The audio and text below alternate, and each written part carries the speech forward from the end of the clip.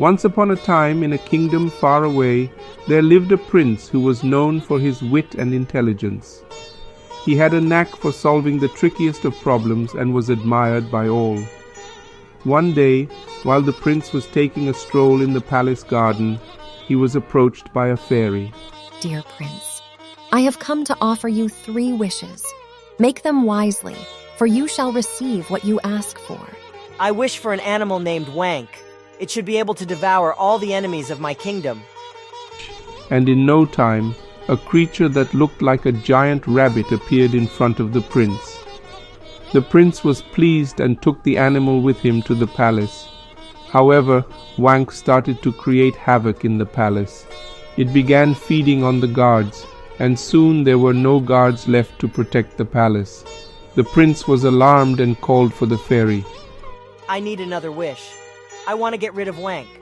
The fairy granted the wish, and the creature disappeared. The prince was relieved, but he had used up 2 of his wishes. I have one more wish. The prince. But I want to use it later. Can you give me 3 more wishes instead? The fairy was surprised but agreed. She granted the prince 3 more wishes. The prince smiled and said, I wish for 3 more wishes. The fairy sighed and granted the wish.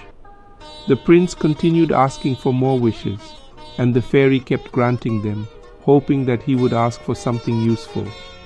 However, the prince's wishes were getting more and more ridiculous. He wished for a mountain of gold, a river of diamonds, a tree that bore fruits of every flavor, and so on.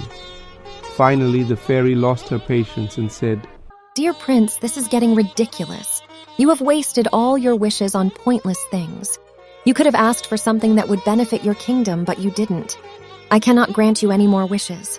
The prince was taken aback but soon realized his mistake. He apologized to the fairy and promised to use his wisdom and intelligence to benefit his kingdom. From that day on, the prince became known as the wisest ruler in the land.